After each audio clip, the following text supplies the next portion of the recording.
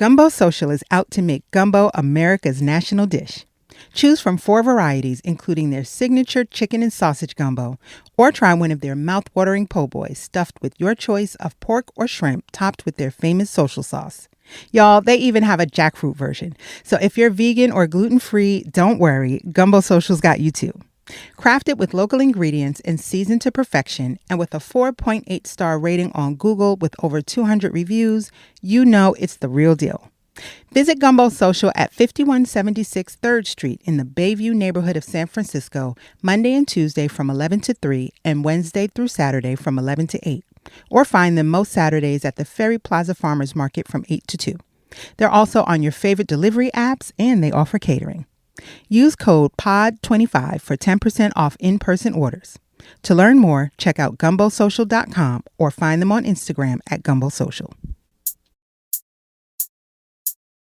I'm Kaja Elliott, and I'm a food enthusiast. Bronx born and raised, ATL made, Bay Area becoming. And I talk to people about how they create community through food in the Bay and beyond. Welcome to the As Told By podcast.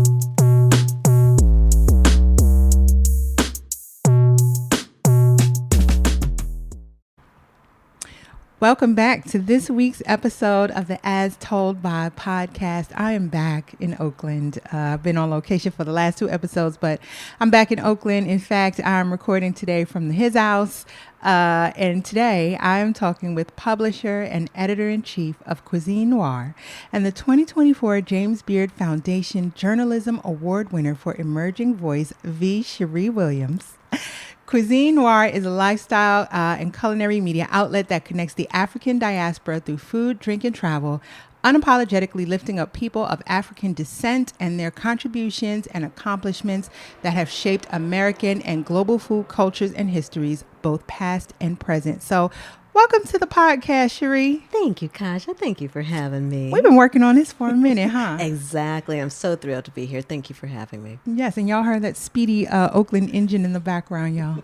I can't account for what you might hear. We at the house and sitting near the window. But thank you so much for coming. Thank you. Yes. So, Sheree, I know, you and I know each other through, I met you through Bay Area Travel Writers. Yes, which I've been a part of that for, I think this is my 2nd year. Okay. But that is how we met, and just getting to know a little bit about you. There's some things that I kind of know, just so like factoids, right? Okay. So I know you're originally from the suburbs of Chicago. Yes. I know you've been a Bay Area resident for over 20 years. Yes. But tell me a little bit about the story of how you went from suburbs of Chicago to putting down roots here in the Bay. Thank you. So let's see here. So went to school, University of Illinois, Urbana-Champaign. Mm-hmm. And that summer, I was in advertising, got my bachelor's in advertising, and we were doing an internship. I was doing an internship program. Mm-hmm. And they were like, I wanted to go to New York because I also studied dance, thought I would be on Broadway, but I was like, I don't know if I want to be that dancer life, right? Okay. With the auditions and everything. So that's why I got into communications. And so the advertising program that I was in was like, well, you know what? New York's not available. We got California, Columbus, all this. I said, okay, California. I've never been there before. Let's do that. So long and behold, my senior year in college, I did an internship out here, Emeryville. Okay. And landed at Hall Riney and Associates in San Francisco. So did that in the summer. There was 4 of us. It was really fun. And I said, Mom, Dad, I'm moving to California. And they were like, what? So I was like, yeah. Were they opposed? They were not. Okay. They know me. I was always the child that was doing stuff. I'm the baby of 3 girls. Mm-hmm. So I was always independent and very driven in a sense.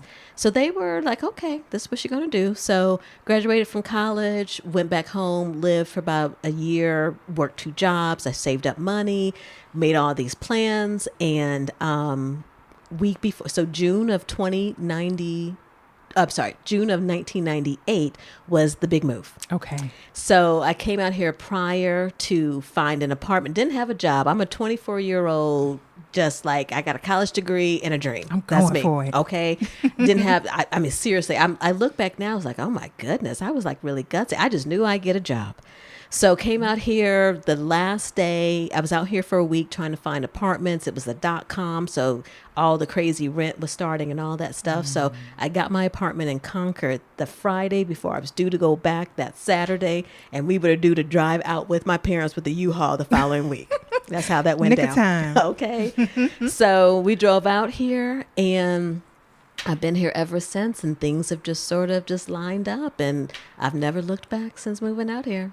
You know, I always say, you know, the Bay Area has a way of holding folks who come here from other regions. You know, I had a similar experience. I kind of came out here and was just like, well, what is this? And next thing you know, I put a plan together very similarly and moved out here. And, you know, it's going to be 11 years this year. So it has a way of just, you know, making people want to stay. It sure does. Oh, and shout out to the $1 toll bridge fee at the time as well. Not whose bridge? $1. The Bay? Yes. Wow.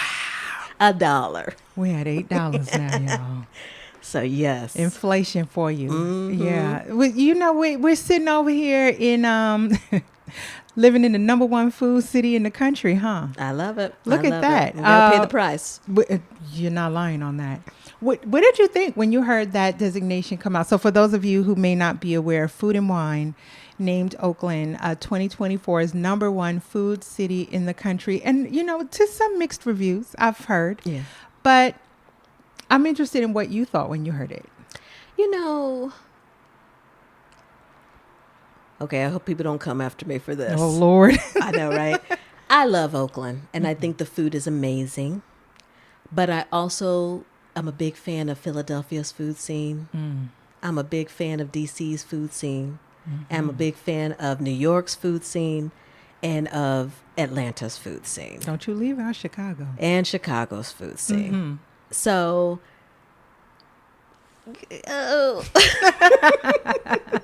I don't know. I don't know if I would say Oakland is #1 in the country. I have to be honest. Okay. Yeah. I'm biased because I'm here. I travel a lot, but I'm here majority of the time. And so, and also, you know, I've been here a little over 10 years, but I still consider that to be not new, but, you know, I haven't been here for a ton of time. So I feel like I still have this experience, even up to and including Oakland Restaurant Week, which just happened here recently, still finding places to go that aren't necessarily new places that I just haven't been before. So I'm a little biased, and I was glad to see, you know, because Oakland has had so much negative press in the last couple of years. I was glad to see, if for no other reason, but that to be the narrative, just to kind of start to, you know, reshape the story. And again, you know,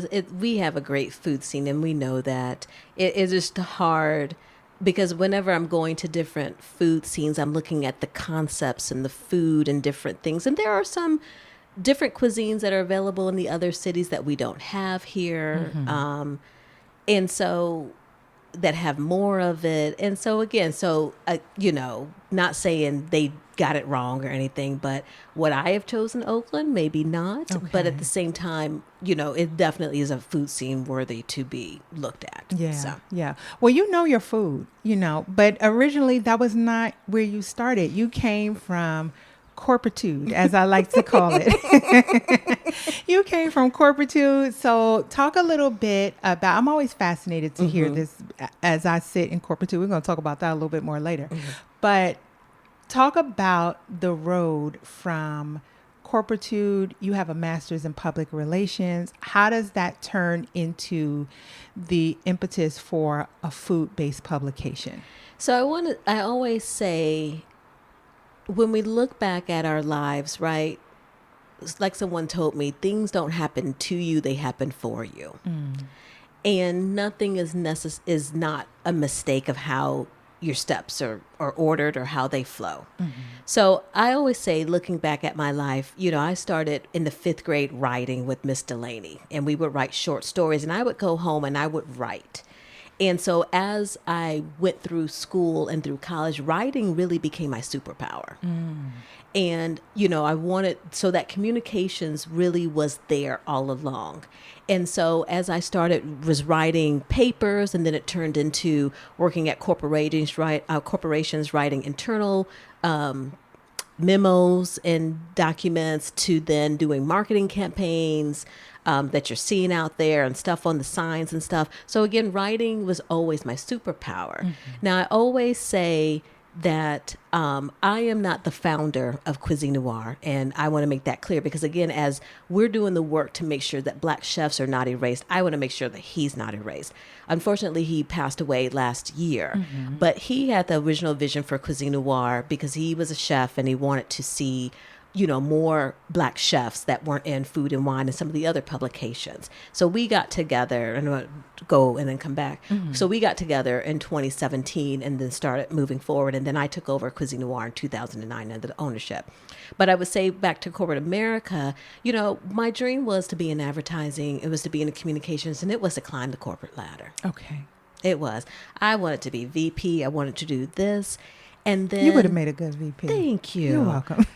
and then I just started seeing the inner workings of corporate America. Exactly. Yeah. And it's funny, until 2020 I didn't have language. I didn't have language for the microaggressions.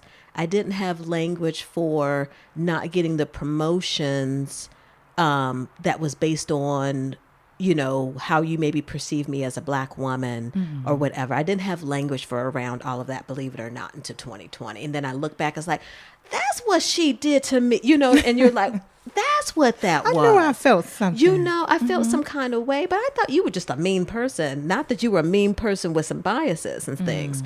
And so I remember one of my jobs, I went to Spain for 2 weeks, and I sort of did this soul searching of what do I want to do, because this ain't it.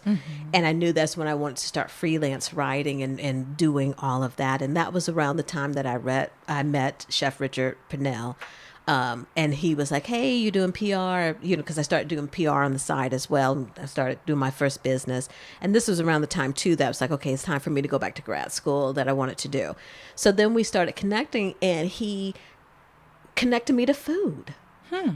And that was, food is always on, we grow up with it, but now we're looking at it differently than just the substance, right? Yeah. Now we're looking at the traditions of why mama and grandma and papa and all that do things the way they do, where ingredients come from. It's just totally different, that you have a different lens through it now.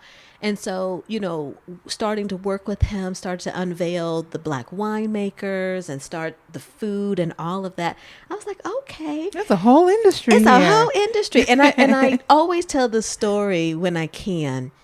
So when I did my internship at the advertising agency, Hal Riney was being honored. And so we went to this dinner at the Marriott in San Francisco. And this was really my first sort of formal, or like a dinner, like, luncheon like this. Not a dinner, but a luncheon like this.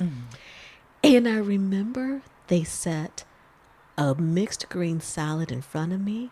And I said, what is this? Oh. It was an iceberg. Oh. It was not iceberg. Okay. I'm Midwest. It was not iceberg. And I didn't eat it. Oh, wow. Okay. I didn't eat it. Not only what is it, but I ain't touching it. Now, iceberg is for tacos. Right. Okay. A wedge only. Right. Okay. Thank you. Or some good old chicken lettuce wraps, right?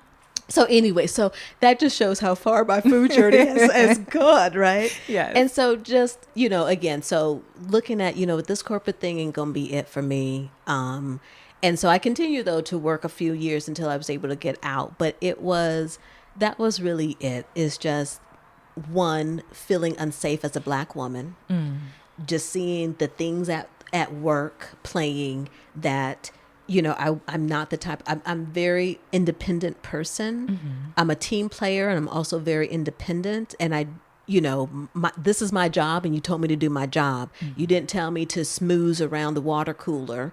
You didn't tell me to, do all of this stuff, and I'm not doing it. Right. I don't get a raise on it. I'm not doing that. And so with that being said, I stood my ground and I didn't do it and made my plan to get out. Got it. Okay, so now the plan, right? Because, you hear this thing all the time, especially in the conversation around entrepreneurship, which is, which I don't think is a bad plan about, creating a side hustle, but you still keep your day job, right? And you hear things on either side of kind of doing it that way versus just go and jump out the window, quit that job and, go for it. So when you put your plan together, how long was it between the time you started planning and the time you kind of left corporate environments for good? It was about 3 years. Okay. It was about 2 to 3 years of getting things in place. Because last corporate was nonprofit and I wanted my student loan forgiveness. I know this. Okay. I wanted my student loan forgiveness. I bet you did. And so, so for me, it was, so I did have to do both. Because, publishing is, that's a whole nother probably podcast. It's a lot that goes with it, I'm sure. Exactly. And so, it's not, so to your comment about, I think some professions work that you can say, and then also if you got a trust fund or you just really are, whatever you're doing that you can take care of yourself, right? But publishing is up and down. It's dealing with advertisers that do they want to deal with Black advertisers, because that's the whole thing that really came to head in 2022 is advertising for Black media. You hear Roland Martin, who is like really up there and seasoned and has got a great, network, on YouTube, but he still talks about how he doesn't get the advertising dollars. And then and he's sort of like legacy in a sense. Yeah. And then you've got me that's sort of next gen in a way.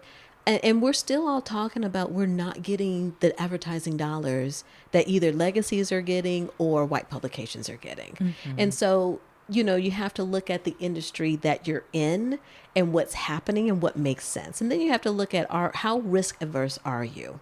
Okay. That's another thing. Do you like and that would be me. I'm sort of in the middle. I like security, but then I also want to look at doing me. So I calculated risk is what I like to do is what I took on that. This is so interesting because this is a conversation that comes up a lot in some of the entrepreneur circles I'm in about comfortability being a barrier to entrepreneurship. Because if you're comfortable, you're not really in a lot of the risk-centric thought kind of streams of thought that you need to be in to get an entrepreneurial venture off the ground. And I always go back and forth with how I feel about this, because for me specifically, if I'm keeping my head above water, making a wave where I can, scratching and surviving, I can't create nothing, right? I need to be able to have my baseline covered. Exactly. If my baseline is not covered, I cannot create a thing. Right. And I don't always, I'm just being honest. I think sometimes as Black people, we are a little bit over anchored on a struggle story. And I remember thinking that when this whole hullabaloo just happened with old girl on Netflix, Megan. Okay, yes. And which I love my red La Crusade, by the way. I haven't watched the show yet, but I remember all the conversation that was going on, and it's the reactions to a Black woman, and there's questions, I know people want to perceive her differently, but just to like a Black woman whose back ain't broken, dare you to live in luxury or comfort, right? So I can see both sides of that, right? Because I hear you say, I'm kind of straddling. I'll take some risk, but I need to have some kind of security and comfort. I got a mortgage to pay. Right. I ain't going to just risk it all. That ain't the life I'm living. No. Okay. No. I hear you. Spring is here, and that means it's time for all things new. But don't forget to freshen up your creative ventures while you're at it. When's the last time you had a new headshot? Does that logo need some TLC? Or maybe with all the new interest in your business, you need a website. DiffWorks can partner with you for all of those solutions and more. Their multimedia approach to business meets creators where they are, offering customizable marketing and branding solutions that focus on where you're headed next. So while you're getting ready to do some spring cleaning, make sure you add your business to that list. Schedule a consultation with DiffWorks today at staydiff.com. Yeah. And so I want to say on that too, because I remember someone said that you could not work a full-time job and build a business at the same time. Nice. I was told that. Thank you. Thank you. And we have not talked to this day. And so what I want to say, and this goes back, we were offline when we were talking about this, define the journey for you.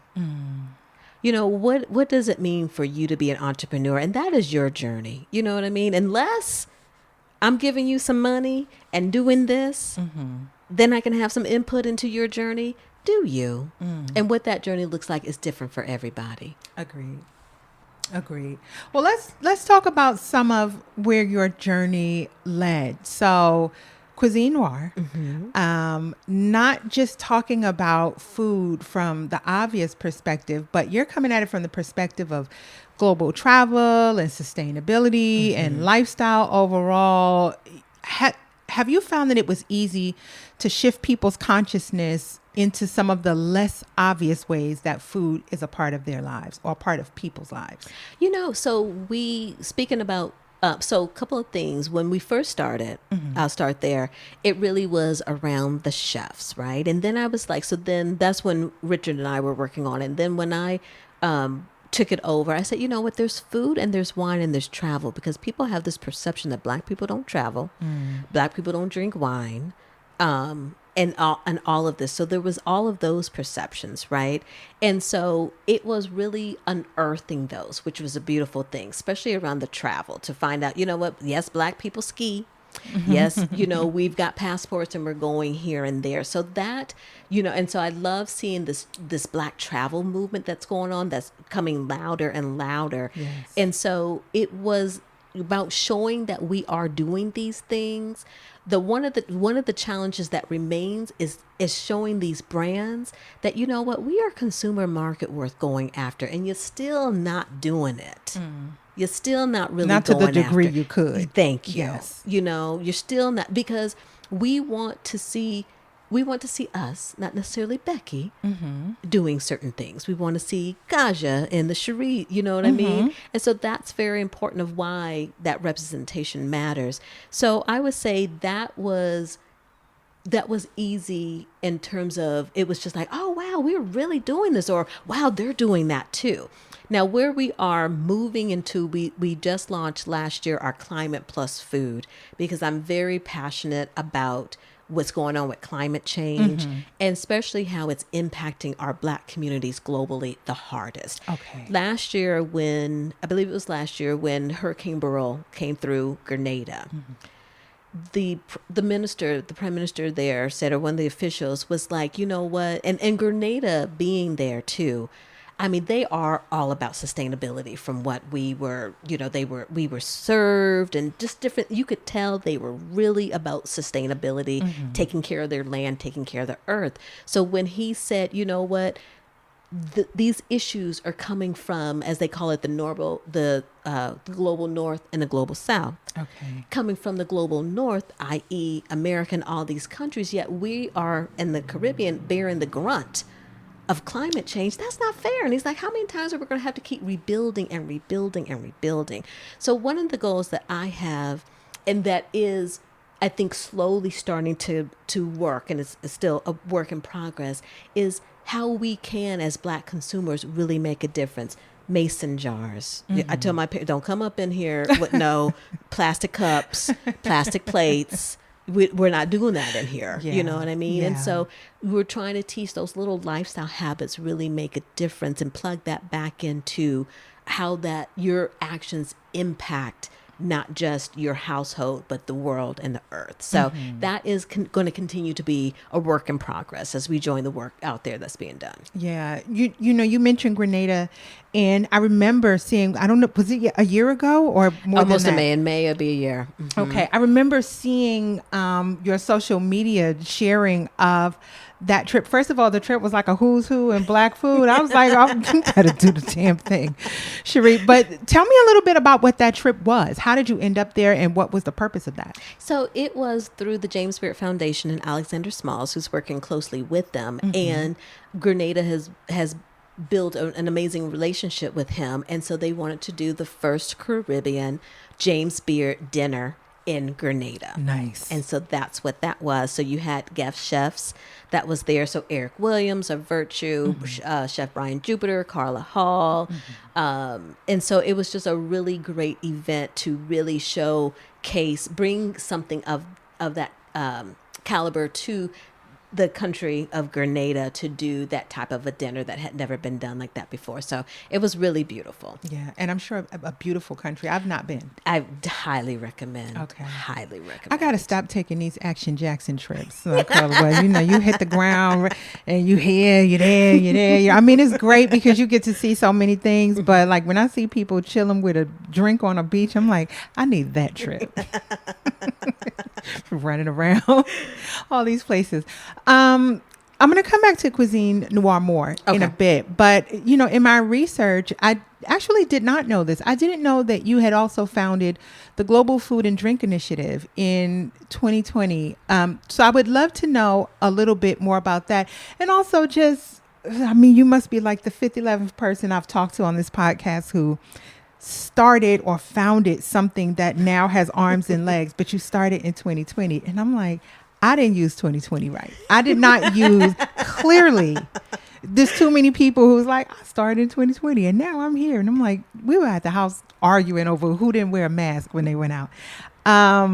So yeah, I was glad to hear this is another person who spent that time building. But tell us a little bit about what the Global Food and Drink Initiative is. Thank you. So that is our nonprofit. And so how that came about. So working on Cuisine Noir, again, the challenge is how do you get in front of advertisers? How do you get that money that's out there? And it really came about in July of that year that I'm up at night racking my brains. I've reached out to all of these brands trying to get in front of them. No one's returning my calls. It's sort of, you got to know someone to get in the door. It really is frustrating. And I thought I was the only one out there. Come to find out, so many other publishers are experiencing the same thing. And I just remember reading some articles and doing some things. And I started going down this rabbit hole at like almost 11 o'clock at night around nonprofit media.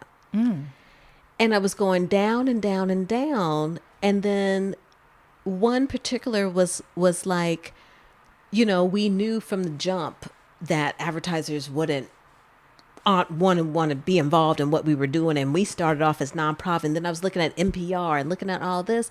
And it sort of just clicked. Like,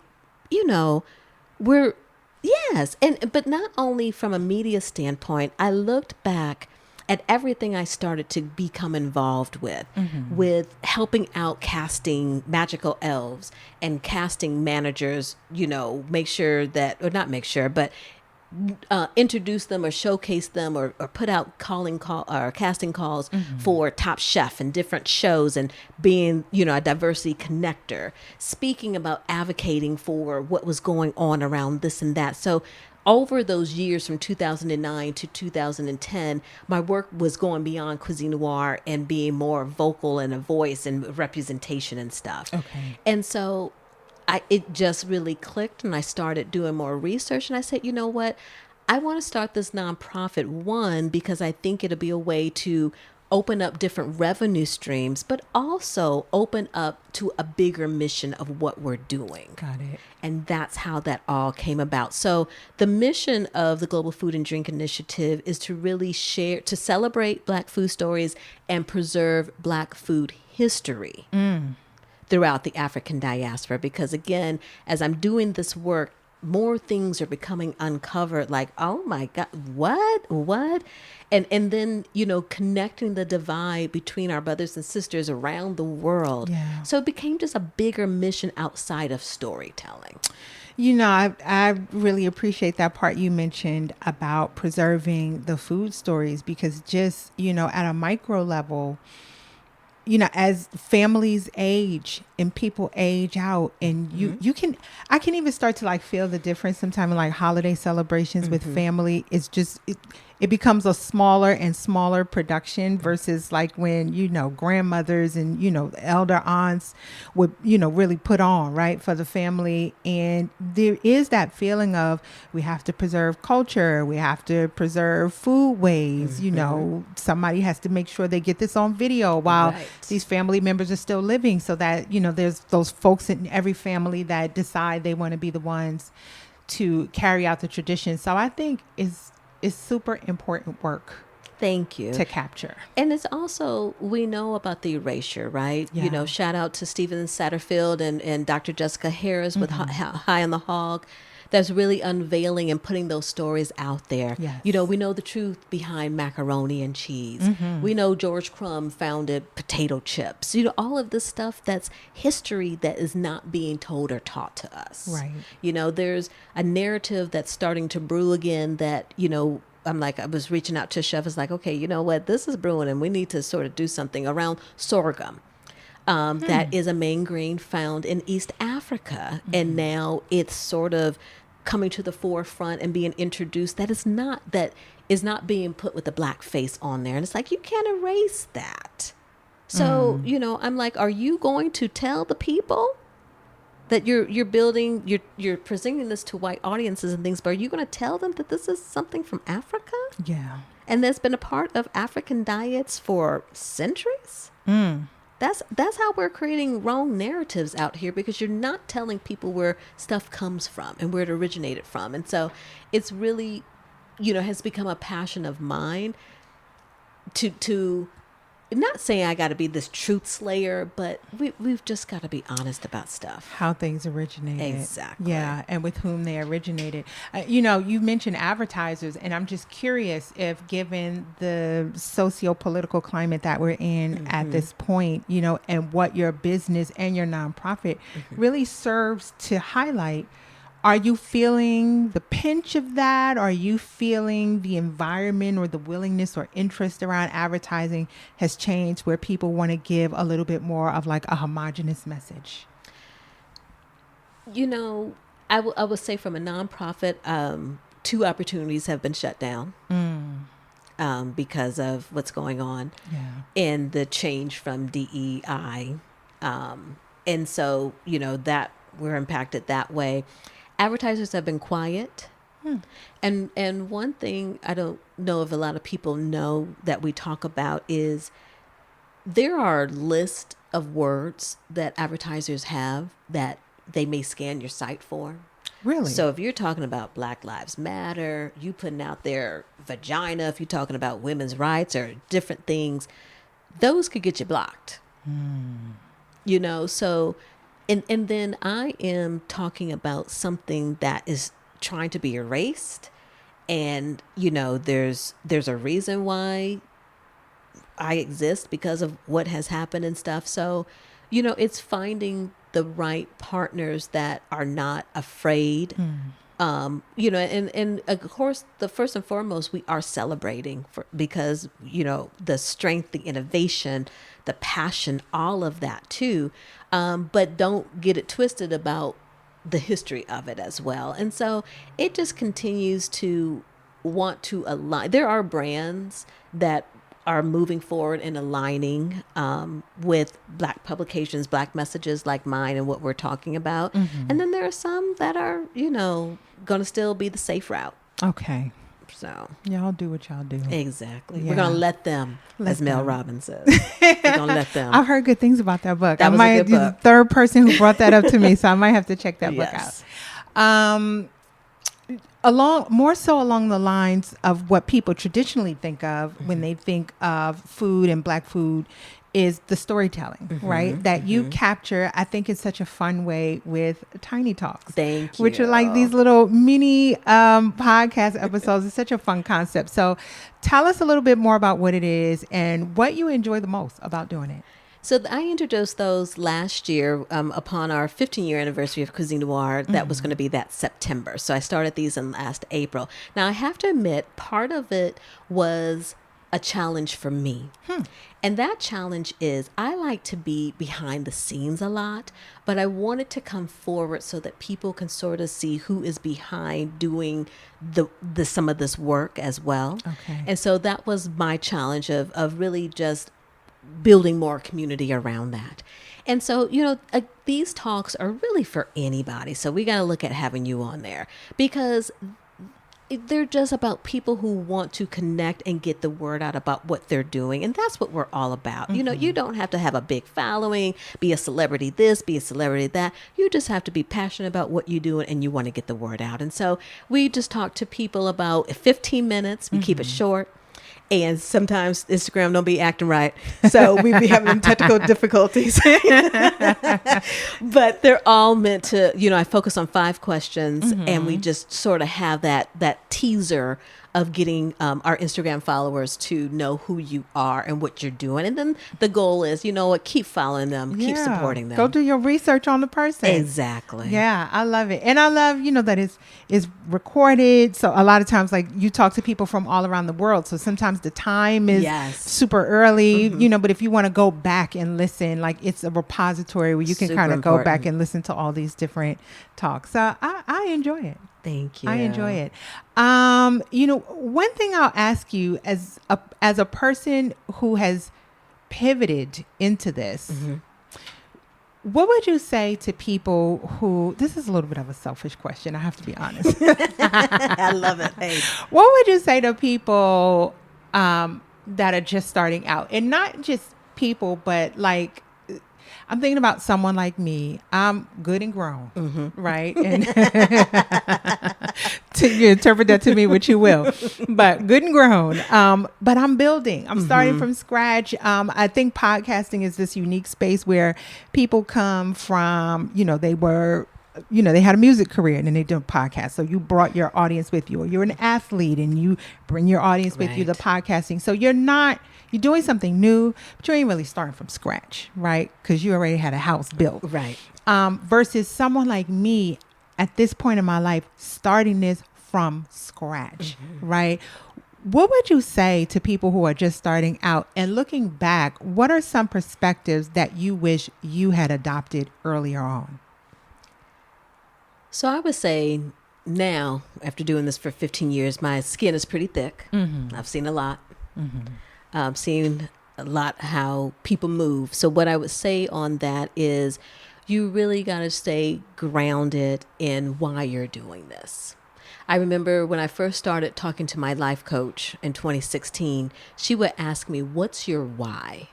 Why are you doing this? And I think it comes back to that. It really does, because you can't look to the left, you can't look to the right, because you're going to feel always someone is doing something more than you. They've got this more than you. And so I would say stay grounded in what you're doing and just really continue to have those quiet times. Like I usually will, Sundays, 2 days a week, I'll go on a hike and I just want to be in commune with God or whoever, however you get that source, because I just want to hear what's my next move. I think too much as well. But I would say that's very important, is to follow your own journey and keep your goals focused on what you're doing. And then align yourself, as you know, with people who are going to support you. That is really so important, is to have that tribe around you that's going to cheer you on no matter what. And when you find that somebody is trying to be in a hater tribe and then your tribe, you need to get them out of your tribe. And so that's very important, of people who are going to be around you. And it could be one person, it could be 2 person. It don't have to be a big tribe. It just needs to be people who really support you. And don't have anybody try to tell you what your worth is. That, you're only 3 years into this or whatever. So you're not as big as this podcast or this and that and this. No. Okay. No. I received that. Yeah. Walk out there big and bad. I'm working on that. I'm working on it. And I got to puff up a little bit more. So I would say this too. I am, and going back, I am starting, if one-on-one, I am good. You know what I mean? And people are like, oh, you're great in interviews and stuff. I'm like, okay.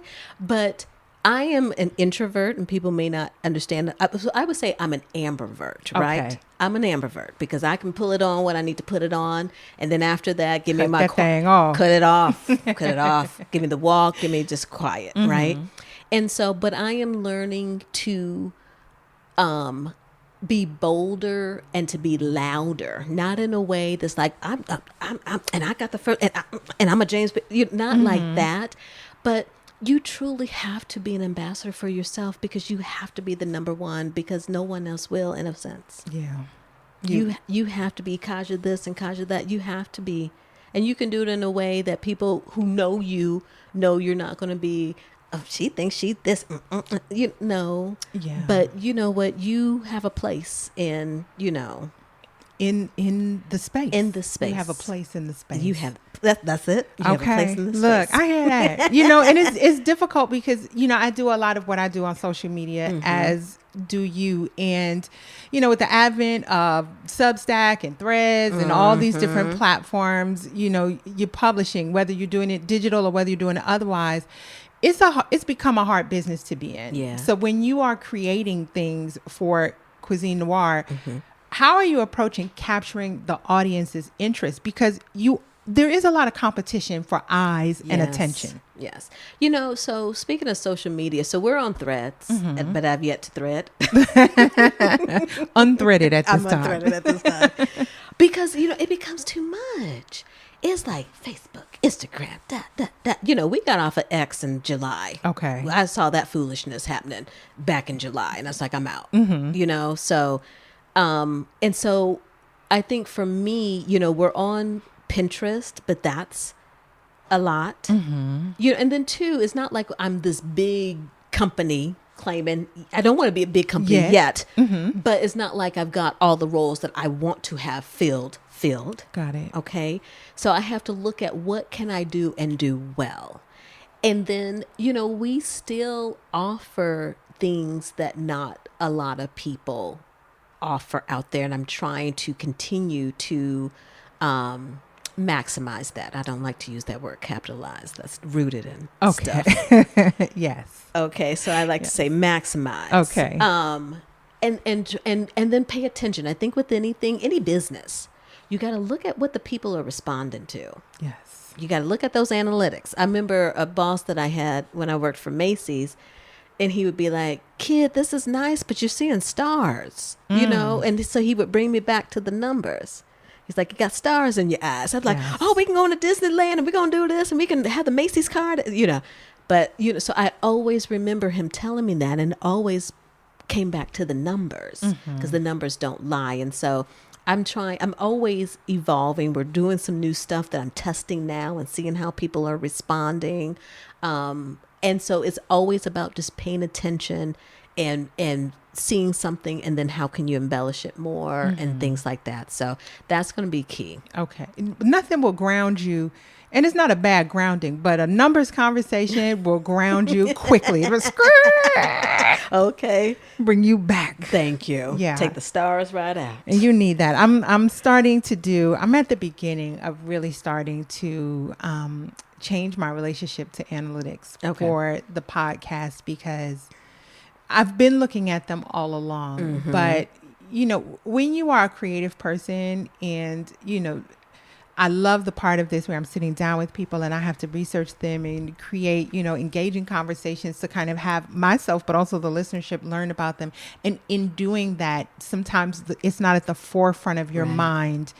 Is this what people really want to hear? Is this what people really want to know? I'm always of split mind, because these are the conversations, because of what I'm interested in.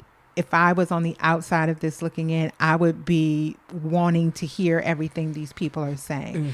But it's a specific niche, and it's a certain kind of person who wants to tap into this thing. And sometimes that's not always captured in the biggest numbers. So you have to be, like we were saying earlier, you have to really sometimes just focus on putting out the best product that you can, put out the best season of the podcast you can, and just let the rest kind of happen as it will. And then to your point too, I'm never have been one to say, oh my God, everybody's doing yellow, so I got to do yellow, and then now it's red, I got to do red. You still want to put forward, I always look at, Prince and Michael Jackson and all of the greats. They wrote the music that they wanted to do, and the people came. Got it. And the people came. So, it could be, you do your content, but then you find your tribe, right? And you build that tribe based on maybe the snippets and maybe this, other things. But, I think that becomes a dangerous game if you're trying to sway to what so use the Trying to lean with it, rock with it. Exactly. So use the numbers to, in the sense, know maybe where people are coming from. All that, be knowledgeable, right? So you can be knowledgeable about that. So people will be like, well, where are people coming from? You're like, But, I've always been a quality versus quantity person. Okay. And sometimes that's not the most profitable, but at the end of the day, I feel good. Well, listen, it sure paid off because, we mentioned in the intro, you did receive the 2024 James Beard Award in the journalism category for emerging voice. And let me just say, you need to have been working for like the FBI or the CIA because clearly you could keep a secret. It was so funny because I went to James Beard last year. I went to the media awards and we're in the lobby and I'm just, milling about talking to people. And you walked in with your sister and I was like, oh, hey, there's Sheree. And we talk and, it just was like any other conversation. And then she went on in and, the ceremony goes, they get all the way to the last award. They announce, they read off what the category is, emerging voice. And then they say the winner is Sheree Williams. And I was like, oh, there's another lady here named Sheree Williams, huh? That's odd. And then out you came. And I'm like, wait a minute. I just saw her in the lobby. Why she didn't say she's here as a winner? You couldn't say. What was that process like? You get the call and you get notified and like now that you've won, what was that whole experience like? Wow. So it was a day. I remember that day. It was May 6th, out of the blue. And last year, I was a judge. So this is going on during the process when I was judging last year. And it was a Monday. And I just remember I was, doing my judging assignments, whatever. And I said in my head, I said, you know what, we're going to really go for an award, and because I'm like, my writers, they work hard. We tell stories. We get in there. We focus on journalism of making sure that we do proper interviews and we tell the stories, not summaries. And so that was going through my mind. So then in the afternoon, you're going to crack up around, it was after 12, like 1 something, I get this call and I missed it. I was on another call. And she was like, said she was from the James Beard Foundation looking for Sheree. And if, can give you a call back. I was like, okay. And so when I called, but I didn't think it, and you have to, if you know me, sometimes I'm just oblivious to stuff because I'm so focused on things. So people would be like, oh, that guy's checking you out. I was like, oh, really? Because I'm just oblivious to stuff, not even paying attention. So I called the person back and she tells me that I have been selected and will be the recipient of this award. And it was given on behalf of the nonprofit, the Global Food and Drink Initiative, because the category is for organizations doing this work that were under 4 years. So we were under 4 years at the time. And then, of course, Cuisine Noir falls up under that because that's big part of the work.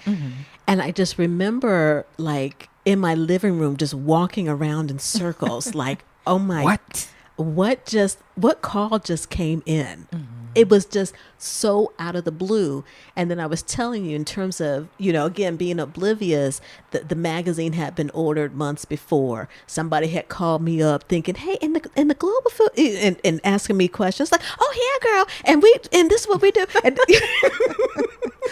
no clue whatsoever. No. They casing the place. And I had no clue. And so it was, so of course I had to keep it a secret because that was just those, there were certain categories where committees selected the winners versus judges going through rounds of judging and then boom, you emerged as the winner. Okay. So that was special because it was among the journalism committee of my fellow journalists who knew my work, you know, versus getting judges that are judges from around the world. And granted, they are great at what they do and what they know. But if you're not familiar with Cuisine Noir, how would you really know the work and what we're setting out to do, or the global food? You know what I mean? So that's what made that really special for me. And so the whole thing was like, oh my God, what am I gonna wear? I had all, you know, I knew I was gonna be in Atlanta visiting family and this and that, and then my sister, and then I'll come back to the ceremony because we were in cicada season. Oh my goodness. I caught a little bit of that at my mom's in South Carolina. What a mess. I was like, oh my goodness. So arriving to see, and I would say this, being from Illinois, I never grew up with cicadas. That's a new thing. I do not remember that. That's new. I do not remember that. I was asking my aunts, you know, and everybody that's still there. It's like, Aunt Kitty, did we? No. So of course, it couldn't say anything. And then, obviously we arrived there, and so at the end it was, and I'm so nervous and had my speech and everything, but it was just such an honor. I was so happy to see that. So the surprise faded quickly into happiness, and I was like, yes. you go. Thank you. I was really happy to see that. And you know, and I think one of the things that I wrote in an interview that I just completed is, so going back to you, just keep doing the work because you don't know who's watching. You don't know. I really don't. You don't know. I really don't. And if no one's watching, do you enjoy absolutely what you're doing? And I do. It's been like these last couple of months have been a struggle, because after you do something for so long, you know, you start to assess yourself against yourself. And like you said, assess yourself against people who are doing things in a similar category. And I got really caught up in that. And it wasn't until just recently, and I do mean very recently, like the last 30 to 45 days, like I had to pull myself back out of that to be like, just do your best. And we all get caught up in that. Yes. You know, I look at, you know, Essence is doing this, but, you know, Essence is 50 is a legacy, you know what I mean? And I'm looking at this, and part of it in 2020, when everyone was like, that's when all the mainstream magazines were like, oh, we're gonna support Black this and Black that and da da da da da. And I was like, oh my God, what do I do? And I was like, and you know what I said? I said, I ain't doing a god darn thing. I've been doing this, and I'm gonna continue doing what I'm doing. I'm not gonna do a thing. And we see that didn't last. It didn't last. Yeah. But yeah, but at first I was like, oh my goodness, you know, I gotta do something. You know, they talking, you know, but we ready now. Are we ready? Locked and loaded. Oh man. You know, you mentioned earlier, being a lifelong lover of writing. You mentioned, you know, your teacher back in the 5th grade.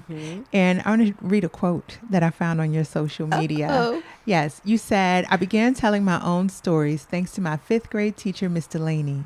They were about playing outside, the sun, and animals. Now the stories I love to tell build human connection through food, drink, and travel. Not bad. I think she would be proud of how much I've grown. Yes. Yeah. How proud are you of how much you've grown?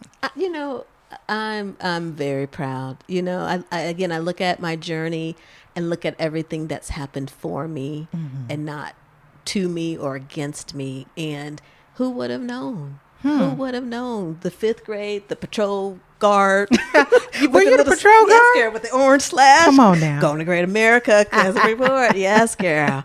Everybody, that was a legacy thing. Everybody we were all patrol guards. But I am, and, you know, and so I remember, now speaking of, and going back to this, girl, we could talk about been there. I would have ugly cries with my mom, oh my God, and, you know, and she would say, you know what, you set out to do what you said you were going to do. You published a magazine. Yes.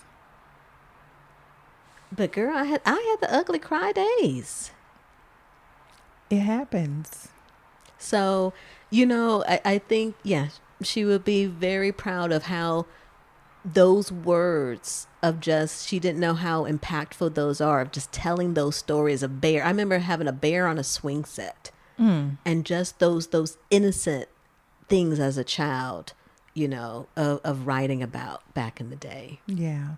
Well, you definitely have made good on your love of writing. Thank Congratulations on all the success. I can't wait to see what you are up to in the future. Thank you. I'm going to close us out with fun questions.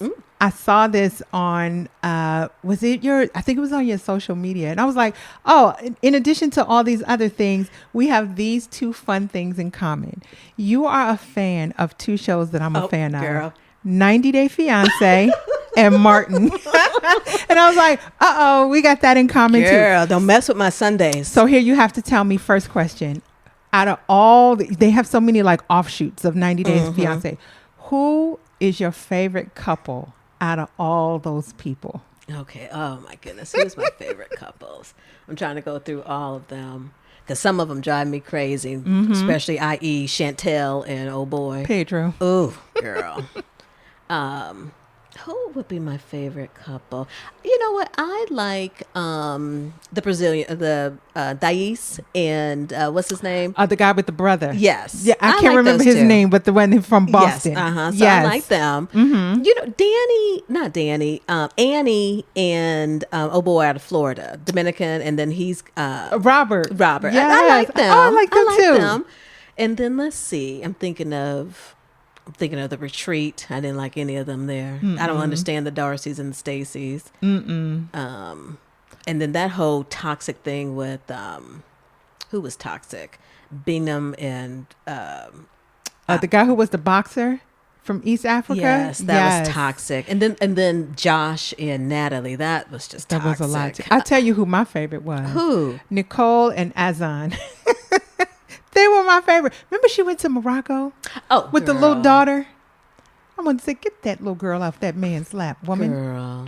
But it was, to me, that played out. It was hilarious. That was just a hot mess. Okay. And then let me see. There was, what was her name? She was a real estate.